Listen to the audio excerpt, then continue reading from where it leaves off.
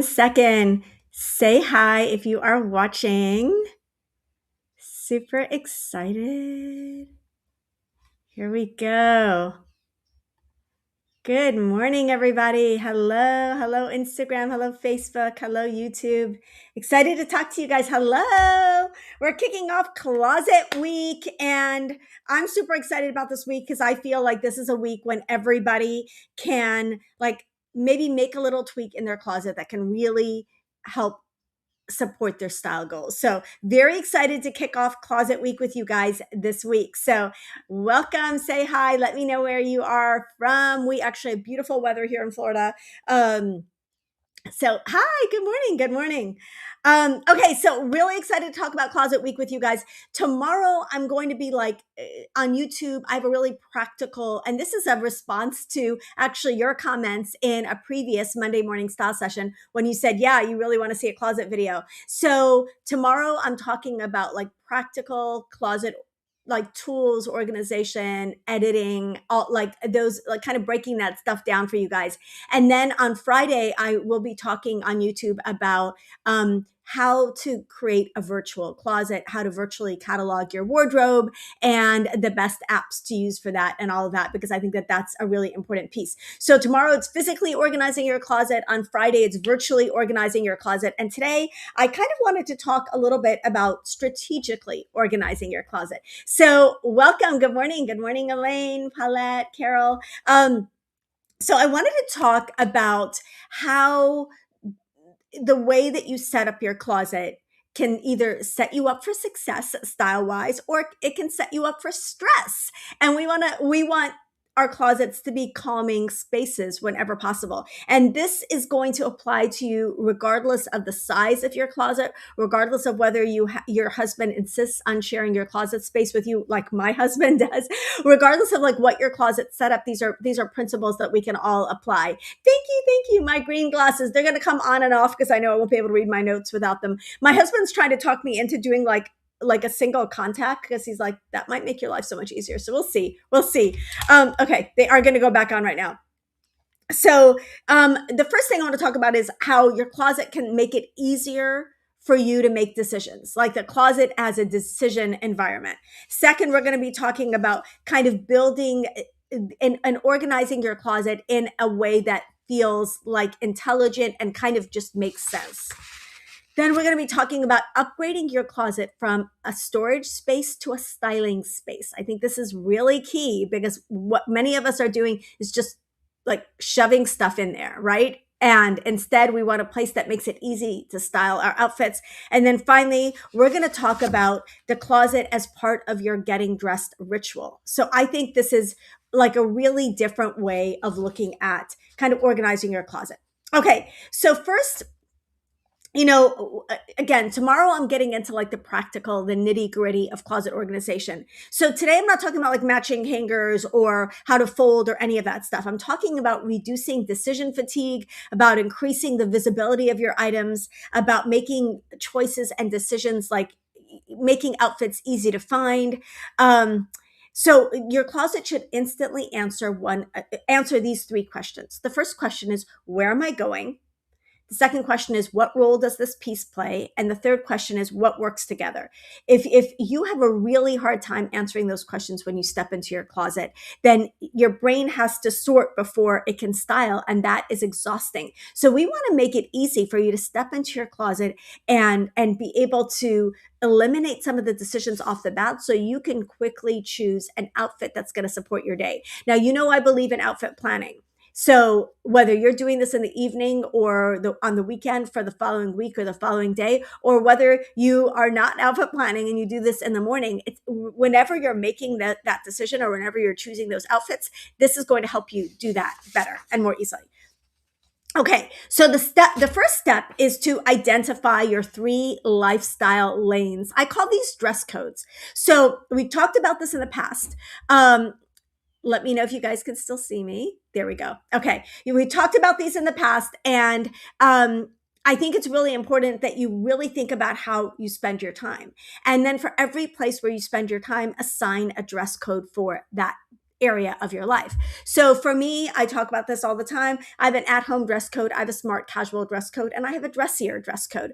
So my dressier dress code is what I wear out to dinner with friends and things like that. It's also what I wear to church. My at-home dress code is exactly what it sounds like. These are the more casual, like kind of at home outfits when I'm, like doing stuff around the house or just chilling or whatever. And then the final dress code is my smart casual dress code. This is the dress code I wear most of the time. And this is the one that I think is the most useful for most of us most of the time, because we can all wear smart casual in most of our lifestyles. Hello, good morning, Maureen. So whatever your lifestyle is, smart casual might look a little different for you, but you can wear smart casual out to dinner, you can wear it out to lunch with friends, you can wear it to run errands, you can wear it to hang out around the house, you can wear it to church in many cases. So smart casual is one of the most useful dress codes to have, but you want to identify your 3 lifestyle lanes, your 3 dress codes. Again, dressy, smart casual at home, or work, social, every day.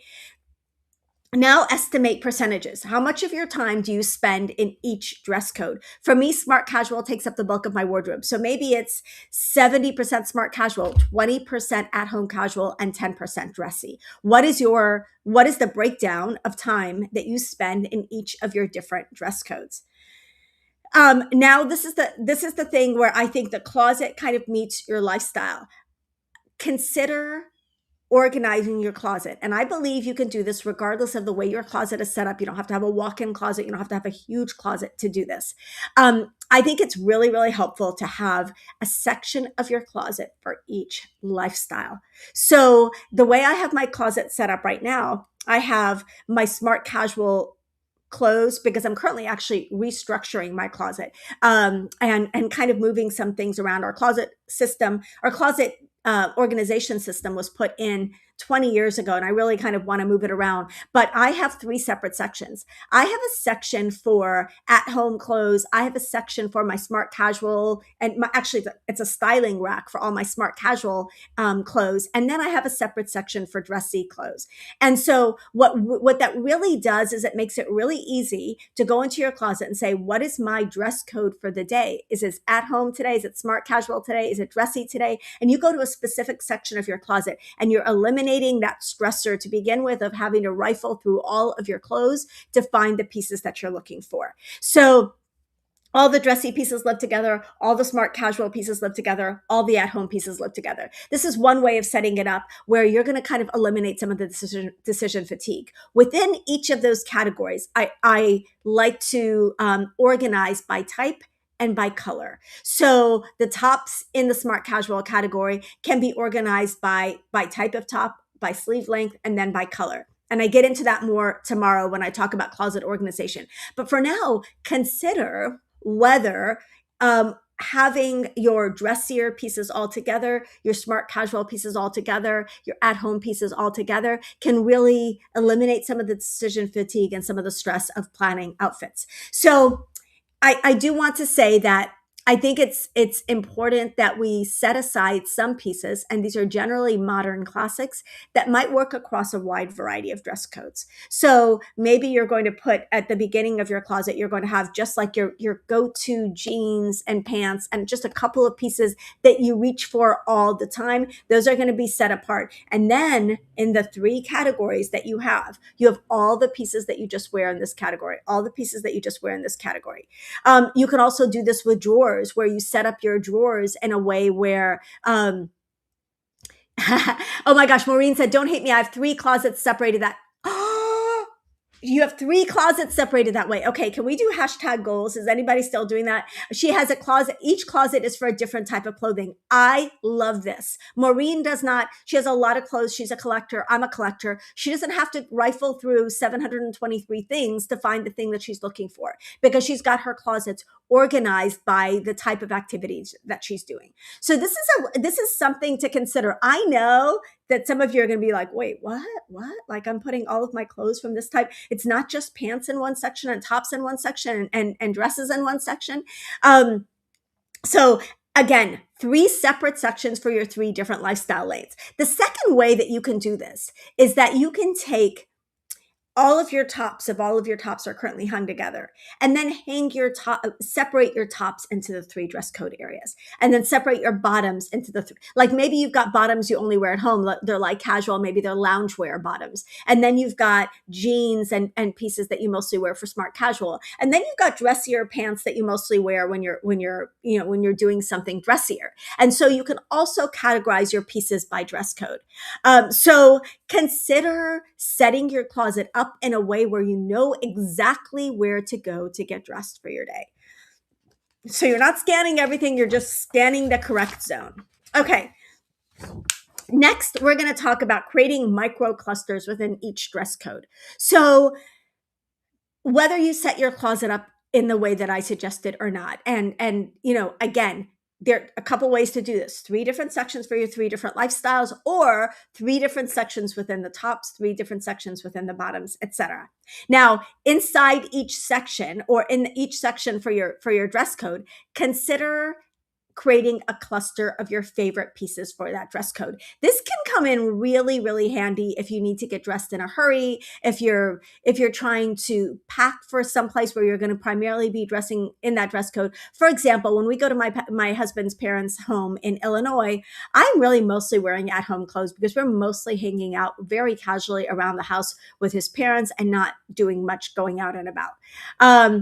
Thank you. Thank you. Oh my gosh. Shout out to Debbie. I am so thankful. I admired this blouse so much on her at the retreat. She was wearing it in navy that she went and bought me the blouse in 2 sizes, extra small and small. This is the extra small, but she bought it for me in 2 sizes and sent it to me because I loved it so much. So thank you. Thank you. I think it's so, so pretty. Okay. So consider setting up a cluster for each section of your lifestyle. So a smart casual cluster might have blazers and elevated tops and your best pair of jeans and pants, a dress or 2, and then maybe even some accessories that really make up a smart casual cluster.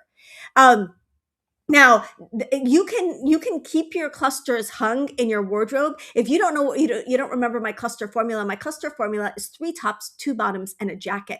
So create a cluster for smart casual, create a cluster for dressy, create a cluster for at-home casual. And then what you want to do is you can either hang the cluster like that in your closet, or you could take a picture of the cluster and hang everything back where it belongs. So that is up to you. And this really kind of helps you see the versatility in your wardrobe, the mix and match ability in your wardrobe, and helps you be more strategic. So if you're putting things together, outfits are going to come together so much more easily. I will look for the brand of this blouse, Maureen, and I'll post it in the Facebook group. I don't know that it's even a well-known brand, but I literally just got this on Friday and I could not wait to wear it. So I will post and let you guys know what this is. Okay. Hanging items versus hanging outfits. This is the next strategy you want to ask yourself. Some of my clients like to hang outfits in their closets. Thank you, thank you. Some of my clients like to hang their outfits in their closets, and some like to hang items in their closets. So that's the next question you want to ask yourself. Do you want to hang your clothes in outfits, or do you want to hang them in items? Now, I will say on a styling rack, I hang my outfits I hang outfits on a styling rack. So this is the way I do it for myself. I have my 3 separate sections for my 3 separate dress codes. Within each of those sections, I have the tops and the bottoms and the dresses all separated. But I also have a separate styling rack. And the styling rack is where I do my outfit planning. And that's where I hang outfits together for the week. Now, the way that I like to outfit plan, and I've talked about this in the past, the way that I like to outfit plan is I like to plan by dress code. Okay, I've got 5 smart casual events this week and 2 casual, 2 at-home days this week and a dressy event this week. Well, I'm going to hang a few options in each of those dress codes so that the morning of, I can dress according to my mood, but I've already done the planning, so the dressing and the choosing of the outfits becomes easier. Okay, so option A, you're going to hang by item. And then you're going to style your outfits and put those outfits for the week in a separate area. That's what I do. Option B is to hang by outfit. And I have a lot of clients that enjoy hanging by outfits. And this can give you just, you go in and you just grab an outfit, and you have, if you have all of your at-home outfits hanging in one area and a lot of dressy outfits hanging in another area and a lot of smart casual outfits hanging in another area, you never have to choose an outfit. Like, you've already done that work. So you just get up and you put the outfit on, like super, super easy. I think it's really nice to have 5 to 7 outfits ready, whether you're putting them separate outside of your closet or whether you're putting them on a styling, on a styling rack, or whether you're hanging them in your closet at any given time. Again, the idea is to make getting dressed as effortless as possible. Okay. Now, like I said, my system is a little bit of a hybrid system, but really think about how you can strategize your closet space so that you have different sections of your closet for your different lifestyles. And then second, how you can have some ready to go outfits as part of your closet organization system. Again, those can be on your phone. Those can be on a separate styling rack. Those can be hung in the lifestyle section. Okay. Let's move on to let's talk about a transitional zone. I think this is really, really important because I'm not a naturally neat person. I know it's going to shock some of you. I am not a naturally neat person. I had to come up with these strategies because I had to stay on top of the clutter in my own closet. And one of the strategies that I came up with is that I added a transitional zone. Often we have a couple of pieces that we're trying to make decisions about, and they end up on the couch, on the workout machine, over the back of a chair. I love, so Carol said, I hang by clusters, but my most casual are in drawers. I love that you hang by clusters, Carol. So many of and I love that you mentioned drawers, because much of your organization is going to happen in your drawers. And also a lot of my most casual are in drawers as well. So that's a great, so like you know that you go to your drawers for your at-home outfits, and that you go to separate sections of your closet for, your other dress codes. Okay. So transitional zone is a little area where you can keep things that are worn. Maybe you wore it for an hour or two, but it's not dirty. You just kind of want to air it out. Or maybe it's a section for that a couple of things that you just bought and you're still trying to decide if you're going to keep them. Like in my transitional zone right now, I've got a blouse that I wore for an hour to shoot a video. I have a Free People dress that I just ordered that I need to try on again to make sure I'm going to keep it or not.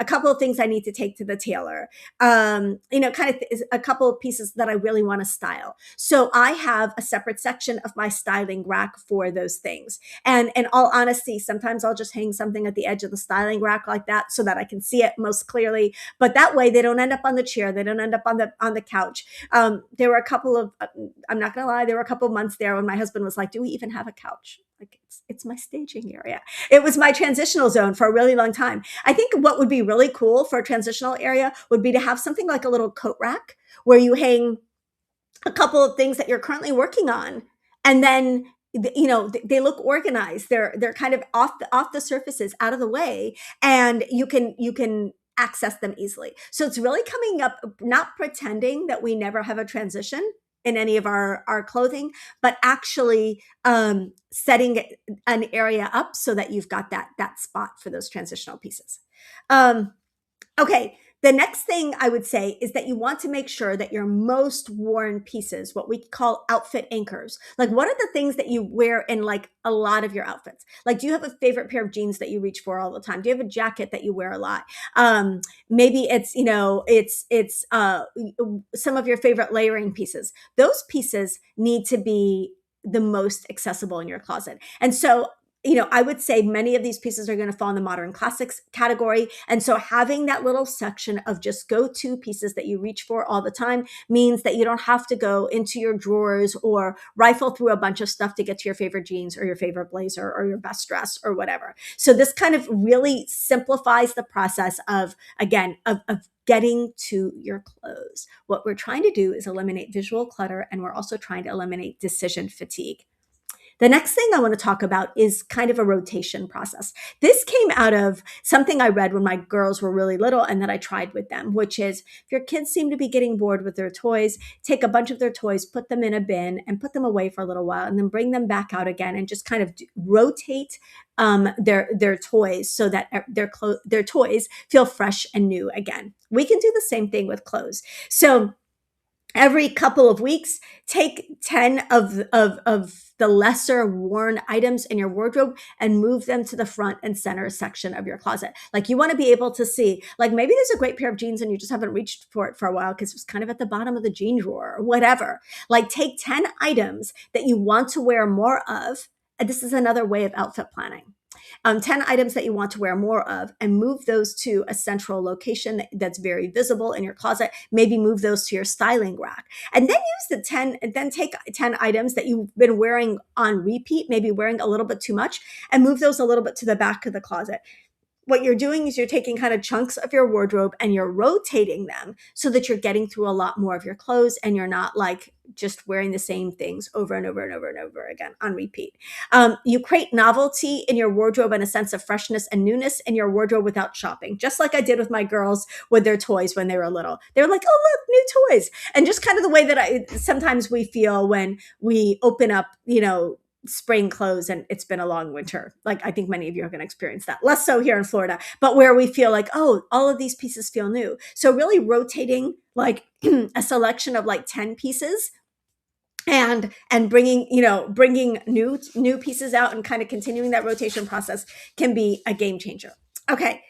Next, I'm going to say again, visibility equals wearability. If you can't see it, you won't wear it. So I talk about this. I'm going to talk about this tomorrow and Friday, but color gradient inside each section of your closet, I think is really important. I like to do light colors like whites, creams, light neutrals on one side, dark neutrals on the other side, and Roy G. Biv in the middle, just because I can remember that. So you really want to not just organize your closet by section or by dress code or by type of item, but within each section, organizing by color makes it so much easier to find what you're looking for. If all of your colors are kind of hung in a mishmash and you're looking for a black blouse, you're going to have to go through all of your blouses till you get to the one that you're looking for. So it really, really helps to have all of your colors categorized. The other thing that it helps with is that you see where you've got repetition.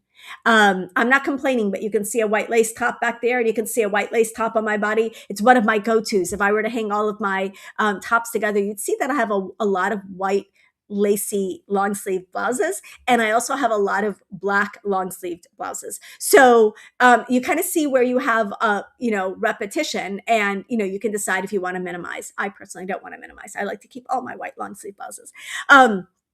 So another thing is that you want to make sure, if possible, that there's just a little bit of wiggle room between the pieces in your closet.